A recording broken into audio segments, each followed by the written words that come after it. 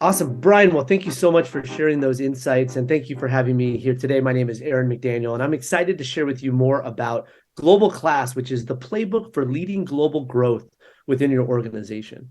And to start out with, a lot of this is based on the Wall Street Journal and national best-selling book, Global Class, which myself and Klaus Vihe, the other handsome gentleman here, published last year. And excited to share some insights to help you in your journey in helping with international for your organization. I thought I'd start today with a little bit of a story. As we heard in our research, in order to be considered a German sausage, it has to taste, smell, and look like a German sausage. You'll understand what I mean in a minute.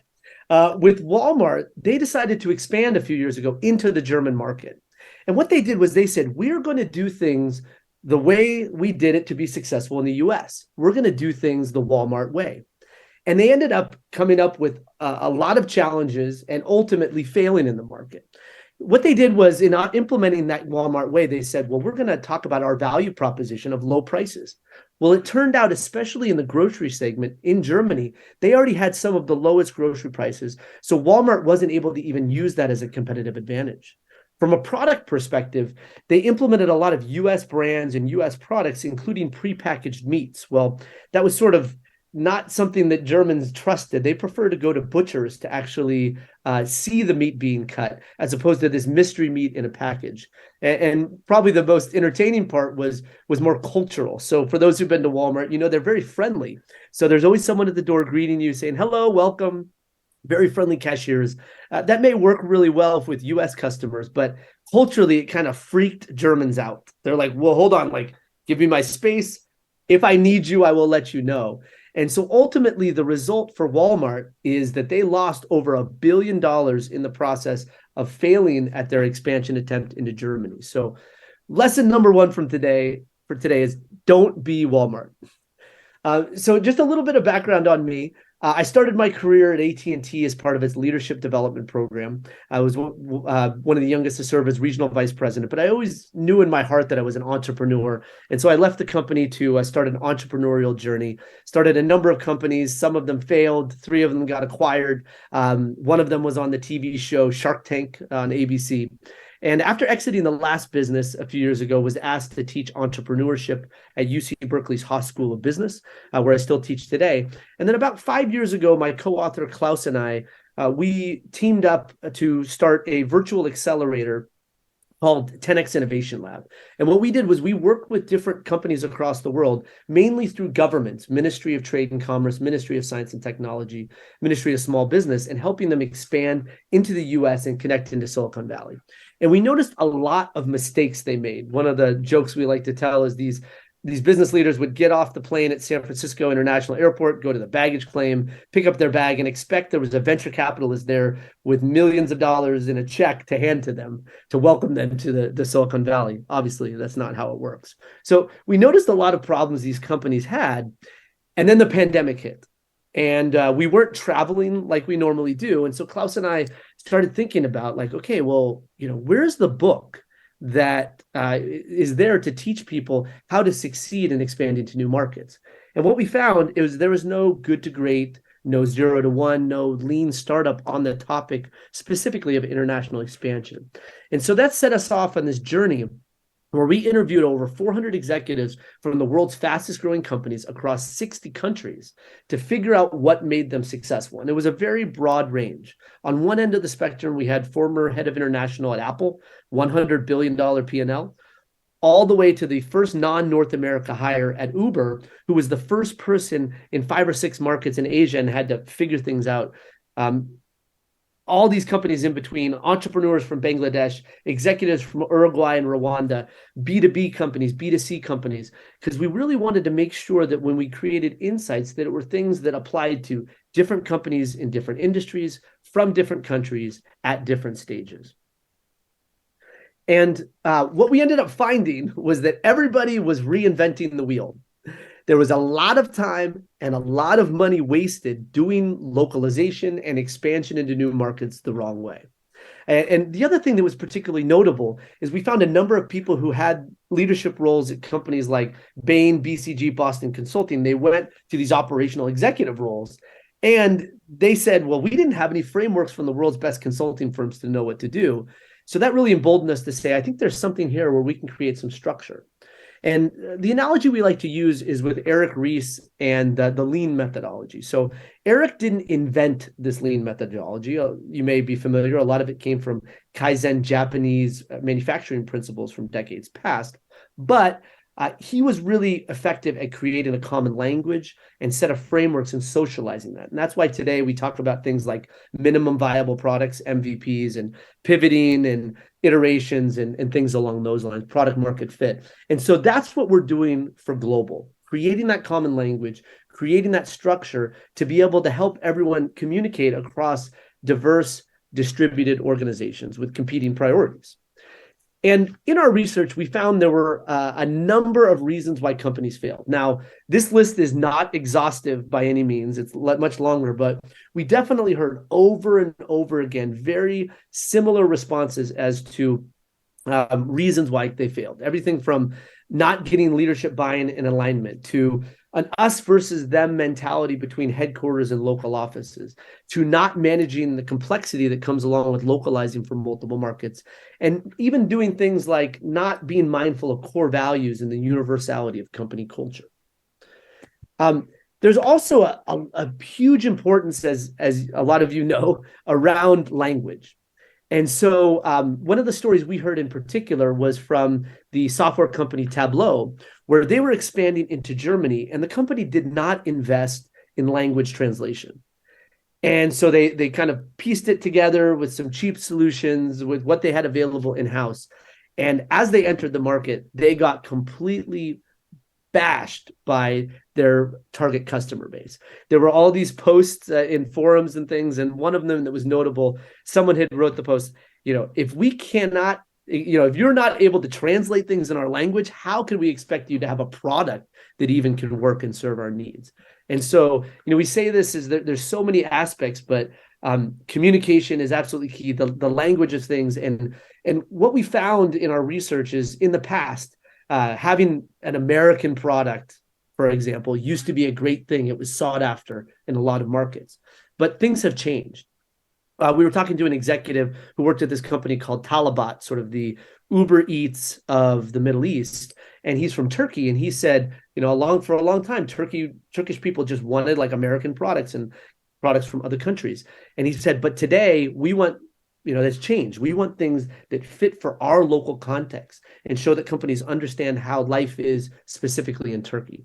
And communicating that in language is a core portion of that as well. So what we did is we created this sort of framework for how to build a global company. And it involves a certain mindset, both at the company and individual level, the right way to build teams, the right balance, and this has to do with the localization process, as well as navigating differences in culture, and then building the right structures and management in order to be able to operate at scale effectively.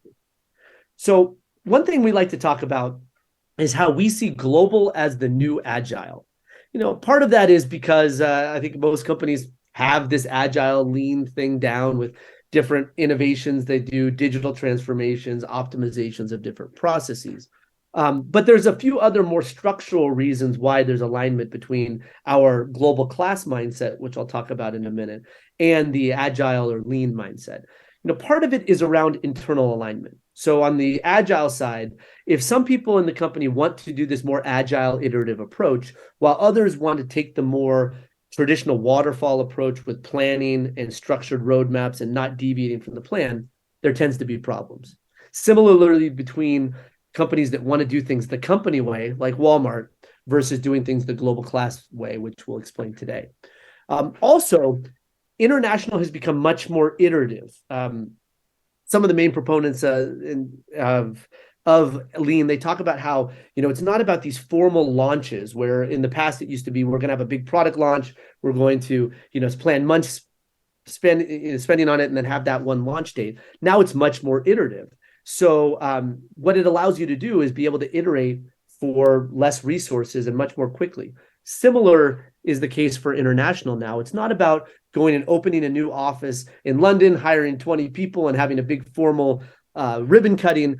It's really about leveraging this mentality, but also tools out there to be much more iterative. And SmartLing is a great example of that. Instead of having to hire large teams to do translation for every single language, the technology through partners like SmartLing really are able to help with that. And that's language translation is one example. Also on the HR side, companies like Deal. Also on the hiring employee of record side, companies like Globalization Partners. But there's a lot of tools out there to be able to help you accelerate, so companies aren't just there all by themselves alone in this expansion process. So we wrap all of this into this notion of what we call being a global class company, playing on the words best in class, first class, world class. And we outline what their mindset is and how it compares to more of a legacy mindset. And one thing we're finding is there's a shift in business that is happening. So the analogy we use is back to the dot-com boom back in the 1990s. Companies born before versus after the onset of the internet, they thought, acted, operated very differently. And we see a similar thing happening today with a different pivot point. We said that pivot point is around distributed work and taking advantage of global opportunities. So companies that are being able to find the most talented people across the world, and those that understand there are markets all over the world that aren't just sources of inexpensive labor, but are actual developed economies. And often these countries don't have the same infrastructure and bureaucracy of the existing solutions out there that have to be overcome. They can come in and offer, that new solution set from the beginning. One statistic we like to share is in sub-Saharan Africa, there are over 500 million people right now under the age of 19. And over the next 10 years, that's expected to be over 1 billion people. Again, just under the age of 19. There is so much opportunity out there. But to get a little bit more detail around these two mindsets. So from a vision perspective, the global class mindset is not necessarily attempting to be born global and be everywhere at once, but it's about thinking global day one. That means building your product, your team, your processes, even your company culture in ways that can be localized and or universalized. Now compare this back to that home market bias, that company way of doing things like Walmart, the American way of doing things. From a talent perspective, as I was alluding to, legacy companies tend to say, we are going to get the most talented people who happen to be located by our headquarters or who happen to be geographically located by one of our offices. Global class companies say, we're going to find people wherever they happen to be, the most talented people, and not just leverage their functional expertise, but also use their local expertise to gain better understanding and entry into new local markets. Also, because of the pandemic, the role of headquarters has changed. In the past, headquarters used to be a single building or corporate campus where the whole leadership structure of a company sat. Well, that's not the case anymore. As this graphic shows, the direct reports for Mark Zuckerberg at Meta happen to be in many different places. They're not all in one office in Meta's headquarters in Menlo Park. And so that creates this opportunity for headquarters to be less of a command and control, we're going to tell you what to do entity, but more of an enabler and supporter of the different localizations that are needed to be successful in multiple markets. And then overall, from a strategic perspective, the legacy mindset tends to be more around not just doing things the company way, but disrupting markets that you enter. The classic example we like to use is Uber. Uber basically said, we're going to shove our model down the throat of every single city and country in this world and ask for forgiveness later.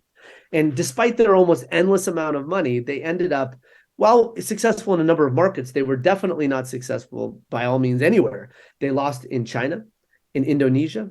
And you saw as they matured in their global expansion, as they entered the Middle East, they took a very different approach. They acquired a company called Careem, and they kept that company separate from an operations perspective under its own brand to better serve the local needs of that market.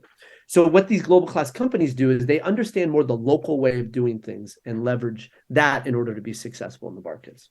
So to kind of tie some of these concepts together, we like to tell a story of the world's largest carpooling platform called BlaBlaCar.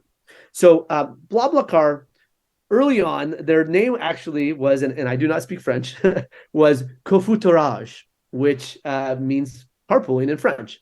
But early on, Frederick here, their founder, former CEO, he started to think, we need to think global from very early on, from the beginning.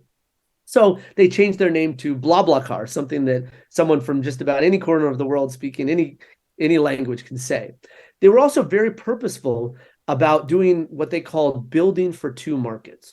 Now, what often happens, especially if you come from a large market, is you make decisions and you build your company hard coded for that home market. If your company is from a large market like US, China, Brazil, there's so much market opportunity at home that it's very easy to just focus on that. And then when it comes time to change later, there's so much entrenched decisions and infrastructure and other things that are so focused on the way of doing things in that initial market, that the home country of the US as an example, that it's very hard to adapt. Well, what BlaBlaCar did was they actually thought about both their native France and Spain from very early on. So what they actually did was hired employees from Spain, had them move to their headquarters in France and be part of the strategy development process. So what that meant, when it came to strategic decision making, they didn't consider just transportation, culture and regulation from France. They thought about Spain as well. When they did their app interface, they didn't just think about the French language. They thought about the Spanish language. As you know, when you're talking about user interface or marketing materials, the language you use in some languages, a one-pager could end up being a two-pager just with how words are said and length of words. And so what ended up happening was then they created this DNA within themselves that things weren't just based on France, but there was an inherent flexibility. So it made it much easier for them to add country 3, 4, 5, 6, because not everything was hard coded for one market. Another thing we found is there were certain commitments that top companies made that really made the difference for their success. And it was important that there was internal alignment around these things within organizations at the top level and all the way throughout. So starting at the top left, there's resource alignment. So the key here is not just giving resources at the beginning, but over a sustained period of time. A lot of companies will say, okay, well, we're going to launch in this market. We expect some results in 6, 9, or 12 months. And really, you need to have more of a 2 or 3 year time horizon before you see almost any traction. And the budgeting needs to be according to that. The other thing is it's important that the metrics that are being that the local markets are being measured on don't match the traditional metrics of the much more developed markets that the company is in. It should be much more qualitative as opposed to quantitative. It's not about profitability or revenue. It might be around things like discovering the target customer base or setting up X number of key partnerships. An example of key metrics, we were talking about Uber before. As they launched in new markets, they developed their own custom set of metrics. One of their metrics to determine progress and unlock additional resources was hiring the local team. And the second was whether a ride could be hailed within 5 minutes in the city center. At that point, that's when the launch team kind of knew that they had set their metrics and they moved on to the next stage of growth within that market. In the top right is autonomy and trust. And this is really important. Local teams need to be given a level of autonomy and trust to uncover the localizations required to succeed in that market and make and actually make those required changes. And this can sometimes be difficult because these local teams are away from headquarters. They don't always have that trust built. But it's really important to grant that trust. And we talk about how it changes a bit over time. What we call the autonomy curve talks about how this autonomy should be changing as you go from market entry, when you first enter a market, the end of that stage being when you reach product market fit. Then there's the market growth stage, the end of which the third red dot, is what we call company market fit. So this is where you take product market fit, but you need to layer on both operational fit and cultural fit within that country. And then you get into more market maturity. And if you look at the slope over time, at the very beginning, you need to give that high level of autonomy to the local teams. But then as you grow over time, and especially when you look holistically and entering multiple markets at once, you need to be more mindful of the complexity that creates, lowering a bit of the autonomy. However, often this initial set of growth is really only capturing the surface level of opportunity in those markets. So then in order to get deeper penetration, additional autonomy is needed to do additional localization to capture more of a mass market there. The third of the 4 commitments is communication and clarity. This is absolutely paramount. And the core to this is feedback loops. The idea being that it's not just headquarters, again, command and control, telling local teams what to do, but there's a mechanism that headquarters can obviously share best practices and things that should be done, and but also that it goes the other way, so that when there are best practices that are found in a local market, there's a process for headquarters to ingest that, analyze it, and find additional markets where that best practice may be able to work through. And then finally, there's the global agile methodology, which I'll explain a little bit more about in a few minutes. So that's a bit more of a company mindset. Let's go down to the individual mindset. And so within this mindset, we talk about, and this is not a typo, we invented a new word that we call being an entrepreneur, as in international. And if you look at this pyramid, an entrepreneur is someone who, as a foundation, has an entrepreneurial mindset, growth, agile mindset, but also has a company mindset, can be innovative, but work in the complexity and bureaucracy of an established organization. And then finally, at the apex of the pyramid, what isn't talked about as much, that we see as the mindset of the next decade, is a cultural mindset. So global mindedness, cultural curiosity, cultural sensitivity, the ability to have empathy to understand markets and adapt the business for that. And what we found is that these entrepreneurs were really the difference makers, the catalyst for the success of their companies entering and thriving in new markets. So, and this isn't something we just made up. Companies like Shopify, Amazon, others, they explicitly told us, as we are building our pipeline of executive talent, you need to have international experience because we increasingly see ourselves as a global organization.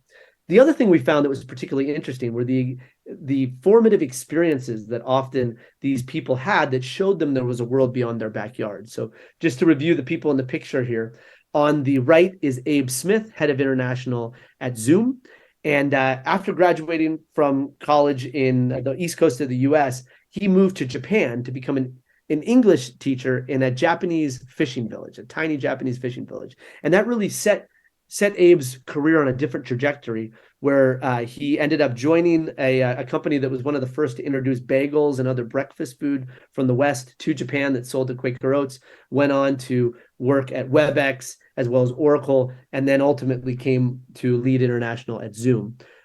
Troy Malone in the middle, he was former head of Evernote, Weebly, a few other companies, and he actually had a church mission trip where he moved for a couple of years around his early 20s to Korea. And then there's Catherine Himes on the left, who used to be the head of international product localization at Slack. And she was actually the first non-Chinese intern at Baidu China. So it's sort of the Google of China. And that obviously showed her a lot about the different cultures of working early in her career. So international is hard. Hiring in particular is hard. When we did our surveys of different people we interviewed, we found that the most difficult, but also most important aspect of expansion was people. And so in order to help navigate that, we created a team building framework that centers on different characteristics you need within local teams to be successful. Now, this red diamond in the middle is probably a unicorn person that doesn't exist.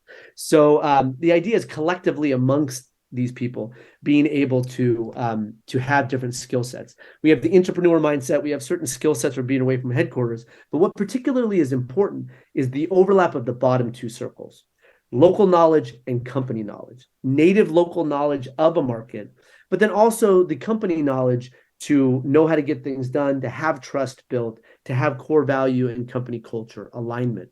And so that old model of sending the expat over from headquarters who doesn't understand the local market and kind of colonial overtones, sort of ivory tower, we're going to come and show things, show you how to do things in this market. That's not the way to do things anymore. But at the same time, it's not just about hiring local talent and having them come over to headquarters for a week for training. You need to set much more specific structures. So we talked about BlaBla's situation where they hired people in Spain. When BlaBla then went to expand into Spain, they had those people move back into the Spanish market and launch.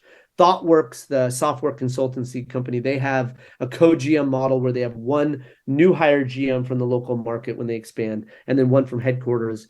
Plaid, they send an executive over who hires and transitions the new head for that market and then moves back. And we talked about the launch teams that Uber has. Another big thing that we found is that the lean methodology does not work great in a global context. And part of the reason is because the whole focus is to pivot, iterate, and change until you find your right model. That's great for one market. But if you do that in 5 markets or 10 markets, then all of a sudden you have this 5 or 10 different models that you have to manage. And so we actually created a global layer on the lean methodology in order to be able to help companies navigate this process. And Eric Ries, Alex Osterwalder, who made the business model canvas, Steve Blank, sort of father of modern entrepreneurship, have all endorsed this method. But the idea is going back and not assuming you can do things the company way. So you revisit that customer discovery to figure out what's different about the market. But in doing this, there's a whole lot of time and money wasted because there's no structure around it. Well, we ended up creating some of that structure. So that first step is what we call the business model localization canvas. So the idea is filling out this 1-page plan for each country that you're expanding into. There's a set of premiums, which I'll explain a little bit. But essentially, when you have to localize, there's a cost associated with localizing, but a benefit you get as well, which is why we use the word premium. Some are go-to-market related, and then some are more operational. So you outline, well, here's the validated model from our initial market, and here are some key questions we need to ask around each of these different categories as we're doing discovery and learning about the market. From a language perspective, it could be something around questions around how different dialects might determine how certain things are approached for marketing materials or the product itself. It might have to do with value proposition messages, et cetera. And then in order to get to that column on the right, the local market hypothesis, you have to run everything through 2 key filters: government regulation and culture that affect all aspects of the company. So, a number of countries will require international companies to have a local JV partnership. They don't allow international entities to own 100% of a local entity. So it's a government mandated partnership. On the culture side, we have lots of great examples, but one of the favorite stories that we have is around DocuSign. So for those who've done business in Japan, you may know that they don't use physical handwritten signatures. They use a system of Hanko stamps that's been around for hundreds of years. Well, if DocuSign had taken more of that Uber company way approach, disruptive approach, they would have said, oh, that's ancient. That's a thing of the past. We're the future. Work with us. But they ended up understanding the cultural significance of the Hanko system. So they partnered with a company called Shachihata, a manufacturer of stamps and inks, not a tech company, to create an e-Hanko, a digitalized version of the Hanko. They gave away some economics to do this, but it gave them such cultural credibility that they took off and became a leader in the market. So you need to localize, but you also need to manage the complexity that comes along with that localization. Another thing that's important to think about is also, what is the scope of localization? So some people do think of things really simplistically when it comes to localization and think it's just language translation, or even within language translation, they think it's just about, changing the words as opposed to being mindful of the marketing side of things, as an example, besides just the local nuance. And so even on the language side, there's many layers that people don't understand, as I imagine most of you on in the call here know. But it goes well beyond that. An example to show where the extent goes is we talk about Zendesk, a customer service enterprise business platform that's headquartered in San Francisco in a neighborhood called the Tenderloin, where there's a lot of homelessness. And they're a very community-minded company. And so they focused on fighting poverty for their area of community impact. Well, they opened offices across the world. And when they opened an office in Singapore, the Singaporean employees said, that's great, but we don't really have homelessness here. This doesn't resonate with us. But I guess there was a government mandate that basically most people over the age of 62 were forced out of the workforce. So there was a lot of isolation and depression among senior citizens. So the local team said, we're passionate about that. So they even localized their community mindedness to better fit the local market. So what we find when it comes to localization is that often there is afterthought when it comes to complexity. You don't think about it until you get into a few markets. Different leaders have very myopic views around what should be localized, what shouldn't. And it's very hard to communicate in a cohesive way what localizations are required. So we ended up creating what we call the localization premium analysis. In the middle is product market fit in your initial market, but this offers a holistic way to look at how to actually communicate the changes that need to be made.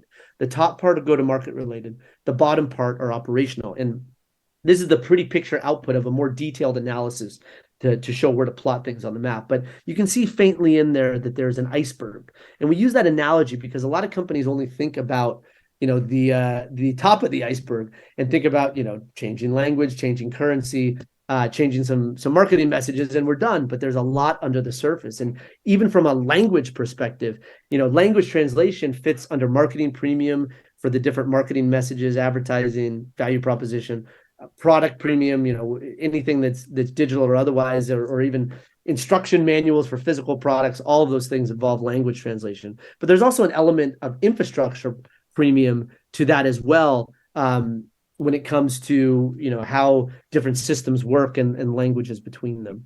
So just to go through some examples of how to use this tool or how it's visualized. Apple has been around for decades, but a lot of their international retail expansion has been over the last 10 years. So when they went into Brazil, they learned that because of tariffs, like an iPhone is 3 or 4 times the price that it would be in the US. So they realized we're going to have to redo our break-even metrics. We're going to have to redo the way we have a store layout. We're going to have to hire employees differently, and also work with labor unions that are much more prominent in the region. And one of the other things that you don't even think about was how Apple had gone paperless when they did this. But there's a local law in Brazil that says you have to give a paper receipt on a special type of paper called nota fiscal. And so they actually had to repaper their process in order to fit local laws. We also found, and this may resonate with some of you, is what we call a familiarity bias. Often companies will say, okay, well, we're going to go to countries that have the same language or are geographically close to where we already are. The US example being, let's go to UK and Australia and Canada because they all speak English. And that similar language does not mean that that's the right market to go to. We had a great case study from Square where not only were the UK and Australia different than the US, but very different than each other. And at the time when they were entering UK, that was during Brexit. And so there was a lot of moving targets around regulation around payments and finance. So it made it very difficult for them. The other thing we found is this notion of what we call a linked market. And so, we use Airbnb's expansion into Asia Pacific as an example, but often companies will say between Japan, China, Korea, they'd say, well, China's the biggest population, let's go there. Or Japan is the most developed economy, let's go there. But they understood that in the travel segment, Korea was an influencer market for Japan and China because a lot of Japanese, Chinese consumers look to Korean influencers for the next hot thing. So by them localizing for the Korean market and changing that model, when they went to expand into Japan and China after, the amount of complexity they incurred was less. So they created a lot of momentum and speed around their growth. Just to reiterate a point I was making, global being the new agile, there are so many different tools and enablers and partners that you can tap into to make the localization premium smaller, to sort of compress that arrow back closer to the center. So like SmartLink as an example, instead of, again, having to worry about every single language independently, having one partner who can handle that all can really help speed up growth and really lower those barriers and cost associated with exploring and growing internationally. Also, there's always some fun examples around localization. And one we like to tell is around hamburgers. And those who are Brazilian, this may resonate with you, or who've seen Brazilians eat hamburgers, but they eat it very different than Americans do. And so, with an American, you take the bun, top of the bun off, you open this up, you squeeze a bunch of ketchup in, put the bun on, and you eat it. Well, for Brazilians, they like to actually squeeze just a little bit of ketchup on every single bite. And that presented a problem when it came to the product that Heinz had, because this little nozzle here, one, it would have not just little bits of ketchup, but big blobs of ketchup, too much for each bite. Two, it didn't have a nozzle that could stand up. Because the nozzle protruded, it wouldn't stand up on its head. So there was this logistical nightmare for a Brazilian to eat it, because they'd have to open this up, spray a little bit, close it, put it down, take a bite, put it down, open it up, spray a little bit more. So Heinz ultimately created a new cap that squirts less ketchup, but also can stand up and be easily grabbed with one hand. From a technical perspective, those longtime users of Slack may remember how when Slack started, it did not have a send button. And that was totally fine for a lot of Western employees who are used to sending many short messages. But it did cause an issue as they started to expand into Asia, because in Asia, often communication is much longer, more thought out. And it created a lot of anxiety in these Japanese and other Asian employees because they were nervous they might accidentally hit send. The message would go through, they'd have to delete it or pull it back and edit it, and they would look unprofessional. And so even though Slack had its core values of making communication frictionless, they actually added the send button in to better fit those cultural differences. The other thing to think about is finding the right markets to enter. We don't suggest companies just go what we call whale hunting, just going for the biggest markets and not being mindful around how much localization is needed. But also companies are finding that even when they come from large markets, they can find other markets to initially expand into that are better fits for them. So Zipline, medical drone delivery company that's headquartered in Silicon Valley, that's raised hundreds of millions of US venture capital dollars, their first market was not the US, because in the US, there's a very well-established medical supply delivery system. Also, air traffic control does not allow you to fly drones different places. But in Rwanda, they don't have that same infrastructure, and you can fly literally hundreds of drones whenever you want. Also, talking a bit about culture, we talk about three different types of culture. There's local market culture, how decisions are made, rituals, beliefs. And then a subset of that is local business culture, how you operate a business, and if you're a B2B, selling within that. But then there's also company culture, and those often clash with each other. And so how do you navigate situations where things might make sense and resonate with different cultures, but they conflict with each other?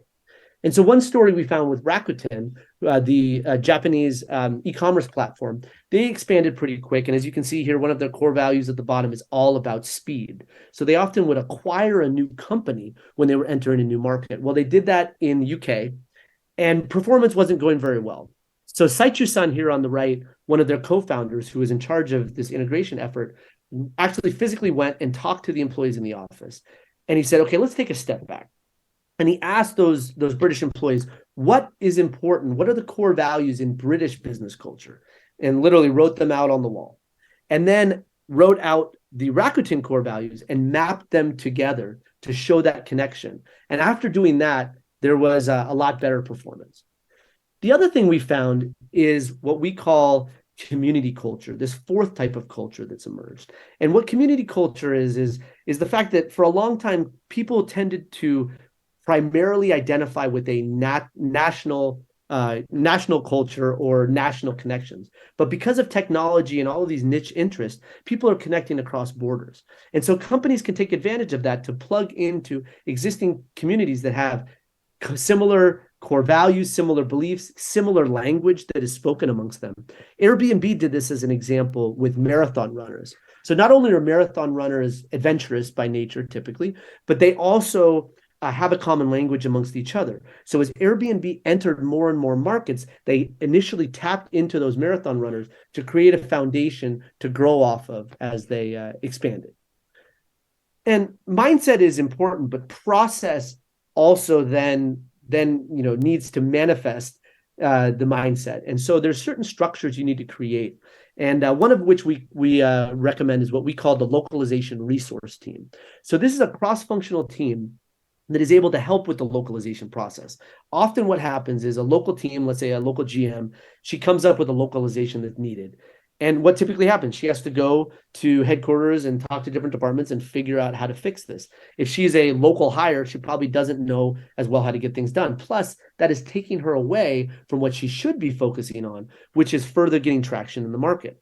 So this team can take that request, work cross-functionally, and be able to more quickly make those localizations, but also build a brain trust for what works and doesn't work as the company enters more countries, and put those guardrails up for what can and can't change to provide control of complexity.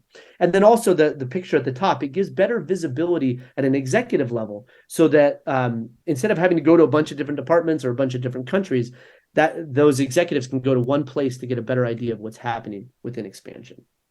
So to tie a number of these concepts together, we have our global class management model. So, and we use, well, the analogy in part because what are we looking often to do as we expand to new markets? It's build a bridge. So on the left, you have headquarters. On the right, you have the local market that you want to bridge to. The foundation of each pillar is that global agile methodology we talked about. On one side are those momentum builders like the localization resource team that I just talked about. On the other side is the local team. Then the road, on the right, you have the local team that's uncovering localizations in that local market. You have headquarters on the left that's sharing vision. And in the middle, you have these constant communication and translation that's happening with feedback loops. And then for those who are familiar with the infrastructure of a suspension bridge, you know that it's the cables that are supporting the whole structure. Similar company culture, and then the vertical cables being trust points that must exist throughout. So to sort of tie a lot of this together, we see Canva as a great example of a global class company. So Canva had the right mindset. One of their co-founders, Melanie, was an entrepreneur, as we described it before. They had a very distributed team. They were mindful of that company knowledge, local knowledge. They also prioritized localization, and they made a goal for themselves that within 1 year, they would translate to 100 different languages. It ended up that it took them, I think, maybe 16 or 18 months, but still to translate and have local iconography, local templates, and the local language in 100 languages in that short amount of time is pretty amazing. They also saw, and what enabled that is headquarters seeing itself as an enabler, not a command and control mechanism, and finding ways to have universalized core values and thinking global from the beginning. So to conclude and tie a few of these things together, we like to talk about how when you're looking at new markets, you don't want to just look at the size of the bubbles here, which is often what companies do. They look at the market opportunity. But you also need to think about, on the left, the vertical axis, which is global readiness. Does your company have the right DNA, right alignment, right commitment to expansion? And then that spider chart along the horizontal axis, localization premium. How much of a change from the core model do you have to make in order to fit in this market? And what we typically do when we work with organizations is help them increase that green zone, that readiness zone, to be able to capture more opportunities and be successful in expanding. And so one thing we offer, if you want to look at this QR code here on the screen, you can go ahead and scan it. We have a free global readiness score. It allows you to be able to answer different questions. It takes like 5 or 6 minutes to complete. It's also a good exercise if you have multiple people in your organization take it to see if there's any kind of alignment. And we'd be happy to help you analyze the results and discuss through you. But again, you can take a picture here of the QR code to get that free tool. And we have other different things in terms of master classes and consulting engagements we can help as well. But one thing we found in all of our research is that and this may resonate with a number of you as well, is that international expansion is often a solitary experience. You are part of a smaller group or even individual person who is focused on international, while the core of the business is focused on other markets. And you're often shouting like, hey, this is different. We need to do things differently. We need more resources. And so one of our goals is to make international expansion a shared experience by connecting localization and international expansion professionals across the world. So we'd love to engage with you and find ways to help you on your career journey and also in helping you improve the localization processes within your company. So just to end with one thought, we heard a lot of things in the thousands of hours of research that we did in creating Global Class. But what was fascinating is through all of those hours and hundreds of people we talked to, there was one thing that was never said, not even once. And that was the word foreign. Now, that might be, you might have a simple answer to that, but when we dug into that, we thought it was really, really powerful because the word foreign is, right versus wrong, us versus them, good versus bad. It's a dividing word. And you can't have that mentality when you're going and expanding to new markets. And so we like to say that if you seek first to learn and understand, Nothing in your journey will ever be foreign. So thank you again for the opportunity to speak with you. We would love to connect with you. My contact information here is at the bottom, aaron@globalclasscompany.com. Global Class Book or globalclasscompany.com is a great website to go. We have tons of other resources that dig deeper into some of the topics I've talked about today. But thank you again and wish you tons of luck on your global expansion journeys.